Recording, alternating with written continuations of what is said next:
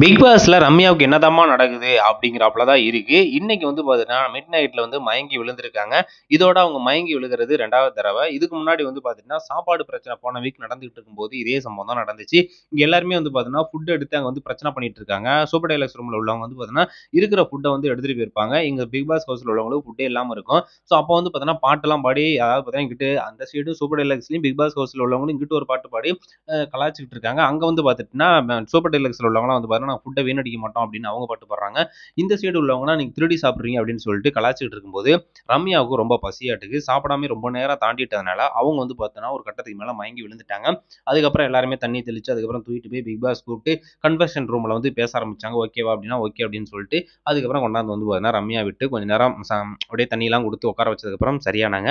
இன்னைக்கு வந்து பார்த்தீங்கன்னா, மறுபடியும் வந்து பார்த்தீங்கன்னா, மயங்கி விழுந்திருக்காங்க. இங்கேயும் வந்து பார்த்தீங்கன்னா, அந்த ஃபுட் சண்டை தான். ஸோ அது என்ன அப்படின்னு பார்த்தோம்னா, ரம்யா, அதுக்கப்புறம் அரோரா இவங்களோட நடந்த அந்த கான்வர்சேஷன்ல பெரிய அளவுல பிரச்சனை நடக்குது. அந்த பிரச்சனைக்கு மேல வந்து பார்த்தீங்கன்னா, ரொம்ப ஆர்கியூமென்ட் பண்ணி பேச ஆரம்பிச்சு, அவங்களோட ஃபீலிங்க சொல்ல ஆரம்பிச்சாங்க. அந்த ஃபுட் சம்மந்தமா ஏற்பட்ட சண்டையில, அரோரா அவர்கள் நடிக்கிறாங்க அப்படின்னு சொல்லிட்டு ஆர்கியூமென்ட் பண்ணதெல்லாம் நம்ம பார்த்திருப்போம். ஸோ அத தொடர்ந்து வந்து பார்த்துட்டீங்கன்னா, இவங்க வந்து நானு இருக்க புடிக்கல அப்படின்னு சொல்லிட்டு பிக் பாஸ்ட்ட வந்து பேசுறாங்க. என்னைய உடனே வெளிய அனுப்புங்க அப்படின்னு போன வீக்ல நந்தினி சொன்னாங்க பார்த்தீங்களா? அதே காரணத்த இவங்களும் சொல்றாங்க.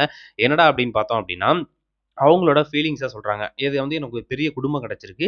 எனக்கு வந்து பார்த்தீங்கன்னா, சின்ன வயசுலேருந்து குடும்பம் இல்ல. நான் தனியா தான் வளர்ந்து வந்தேன் அப்படிங்கும்போது, எனக்கு ஒரு பெரிய குடும்பம் கிடைச்சிருக்கு. இத வந்து நான் மிஸ் பண்ண விரும்பல. நான் கேமா ப்ளே பண்ணுவேன். மத்தபடிலாம் நான் எதுவுமே சொல்ல மாட்டேன்.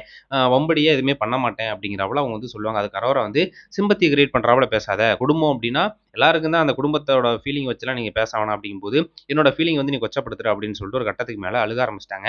நீ இதே எத்தன தடவ தான் சொல்லிட்டு இருப்ப அப்படின்னு சொல்லிட்டு அரோரா அவர்கள் ரம்யா கிட்ட பிரச்சனை பண்ணும்போது தான், இவங்களுக்கு ஒரு கட்டத்துக்கு மேல கோவம் வந்துருச்சு. இனிமே நான் வந்து சொல்லல. இத வந்து நான் பார்த்தீங்கன்னா, சிம்பத்தியா நீங்க நினைக்கிறீங்க அப்படின்னா, என்னோட கஷ்டத்த சொல்லும்போது நீங்க சிம்பத்தியா நினைக்கிறீங்க அப்படின்னா, நான் எதுவுமே சொல்லவே இல்ல பிக் பாஸ் ஹவுஸ்குள்ள. நானுமே வந்து பார்த்தீங்கன்னா, யார்ட்டயும் பேசவும் இல்ல இது சம்மந்தமா அப்படின்னு சொல்லிட்டு ஒரு கட்டத்துக்கு மேல அழுக ஆரம்பிச்சுருச்சு. நீ வந்து சிம்பத்தி கிரியேட் பண்றேன் அப்படின்னு சொல்றா அப்படின்னு சொல்லிட்டு கேமரா முன்னாடி நின்னு தான் நான் வெளிய போறேன் அப்படின்னு சொல்லி அழுதுகிட்டு இருந்தாங்க. அதுக்கப்புறம் தான் வந்து பார்த்துட்டீங்கன்னா, அவங்க வந்து ரூமுக்கு வரும்போது டக்குனு வந்து பார்த்தீங்கன்னா, மயங்கி விழுந்துட்டாங்க. அதுக்கப்புறம் எல்லாருமே வந்து தண்ணீய தெளிச்சு தூக்கி உட்கார வச்சு, ஸோ அதுக்கப்புறம் வந்து பார்த்தீங்கன்னா, அவங்கள சரி பண்ணியிருக்காங்க. அதுக்கப்புறம் தான் வந்து பார்த்தீங்கன்னா, அவங்களோட ஸ்டோரிய சொன்னாங்க. ஸோ அப்படி இருக்கும்போது ரம்யாவுக்கு உடல்நிலையில நெறைய ஹெல்த் இஷ்யூஸ் இருக்கா என்ன அப்படின்னு சொல்லிட்டு தெரியல. ஏன்னா டக்குன்னு 2 தடவ மயங்கி விழுந்திருக்காங்க. போன வீக் ஒரு தடவ, இந்த வீக் ஒரு தடவ வந்து மயங்கி விழுந்திருக்காங்க. ஸோ தொடர்ந்து அவங்க வந்து பிக் பாஸ் ஹவுஸ்குள்ள நீடிப்பாங்களா? அப்படிங்கிற ஒரு கேள்வி வந்து மக்கள் மனதில எழுந்திருக்கு. ஸோ ரம்யா வந்து பார்த்தீங்கன்னா, டான்ஸர் அப்படிங்கிறதே தெரியும். ஸோ ரசிகர்கள் கூட்டம் அதிக அளவுல இருக்கிறனால தான் அவங்களுக்கான பிக் பாஸ் வாய்ப்பே வந்திருக்கு.